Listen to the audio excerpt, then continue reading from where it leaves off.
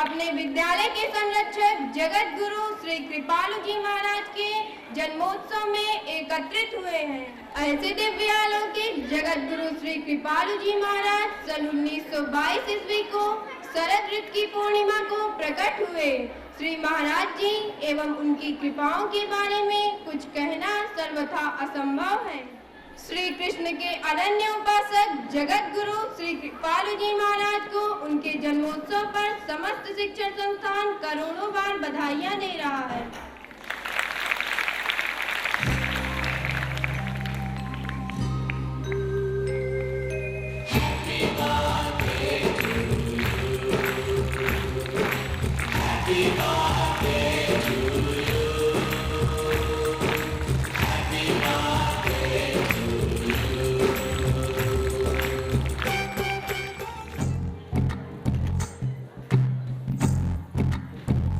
तू ही तो जन्नत मेरी, तू ही मेरा जन्नत, तू ही तो मन्नत मेरी, तू ही रूह का सुकून, तू ही अखियों की ठंडक, तू ही दिल की है दस्तक। और कुछ ना जानू मैं, बस इतना ही जानू, कुछ भी रब दिखता है यारा, मैं क्या करूं, कुछ भी रब दिखता है यारा, मैं क्या करूं। सत्य की चर्चा जब भी की जाएगी महाराजा हरिश्चंद्र का नाम अवश्य आएगा। राजा हरिश्चंद्र की सुन लो कहानी, काशी में जाके बिके तीनों प्राणी। इस प्रकार इन्हें नाट्य के द्वारा प्रस्तुत करने आ रही हैं कृपाल बालिका इंटरमीडिएट कॉलेज की छात्राएं। महाराज महर्षि विश्वामित्र राजसभा की ओर पधार रहे हैं। इतने में क्रोध में भरे ब्रह्मर्षि विश्वामित्र राजसभा में प्रवेश करते हैं। राजन, तुम्हें मद हो गया है, भूल गए हो अपनी मर्यादाओं को। तुम अपने आप को सत्यवादी कहते हो। यह कहकर सूर्यचंद्र निकले या ना निकले, किंतु राजा हरिश्चंद्र अपनी बात को कभी नहीं टाल सकता। क्यों कहते हो ना?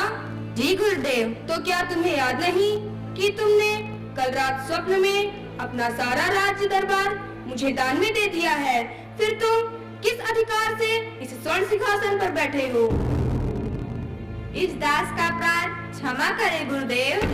यह राज्य तुम्हारा नहीं रह गया है। जो आज्ञा गुरुदेव। ठहरो, जब यह राज्य छोड़कर जा ही रहे हो तो इन आभूषणों का क्या काम? अब ये हमारी संपत्ति हो गई है। हमसे भूल हो गई गुरुदेव। हरिश्चंद्र, तुम फिर कुछ भूल रहे हो। तुमने दान तो दिया परंतु दक्षिणा तो दी ही नहीं। अरे दान के साथ तो दक्षिणा भी दी जाती है ना?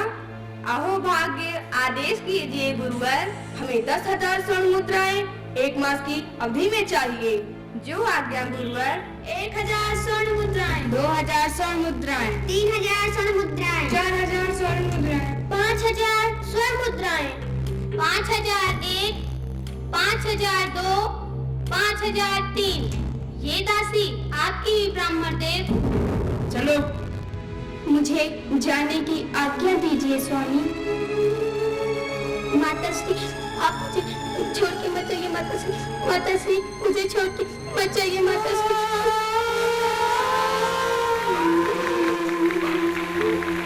उन्हीं दिनों ब्राह्मण की पूजा के निमित्त फूल तोड़ने जाते समय उनके पुत्र को सर्प ने डस लिया। तत्काल वहीं उसकी मृत्यु हो गई। दैव संयोग से रानी उसी शमशान में पहुंची जहां राजा बिके हुए थे। हे देवी, तुम कौन हो? इतनी रात को यहाँ क्या कर रही हो? मेरे इकलौते पुत्र का देहांत हो गया है। उसको जलाने के लिए लकड़ियां मिल रही हो। पर शमशान का कर तो तुम्हें देना ही होगा। मेरे पास कर देने के लिए कुछ भी नहीं है। यदि मैं किसी को छोड़ दूं तो यह अपने मालिक के प्रति विश्वासघात होगा। किंतु कर देने के लिए मेरे पास तो कुछ भी नहीं है। यदि तुम्हारे पास और कुछ नहीं है तो अपनी साड़ी का आधा भाग फाड़ कर दे दो, मैं उसे ही कर के रूप में ले लूंगा। रानी ने जो साड़ी पहनी हुई थी वह तमाम जगह से फटी हुई थी। रानी उसी चीथड़े को फाड़ कर देने लगी, क्योंकि जलाना तो था ही। चंद्रवंश, मैंने तुम्हारी परीक्षा लेने का निश्चय किया कि तुम किस सीमा तक सत्य और धर्म का पालन कर सकते हो, और स्वयं को बेचकर भी तुमने सत्यव्रत का पालन किया। इसलिए मैं तुमसे प्रसन्न होकर तुम्हारा सारा राज्य तुम्हें वापस सौंपता हूँ तथा तुम्हारे पुत्र को भी मैं वापस जीवित कर देता हूँ। नारायण नारायण नारायण नारायण, ये प्रभु की कैसी विचित्र माया है। चलो हरिश्चंद्र चलो, अब मेरे लोग चलो।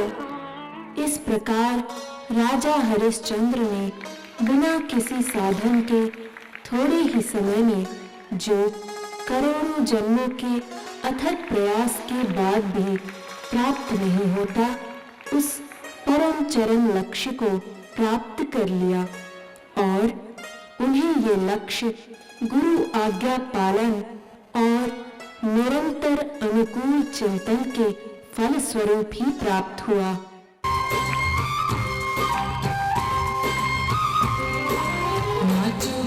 सब साधक संगाय, आज गुरुदेव जन्मदिन दुनिया। सब साधक सब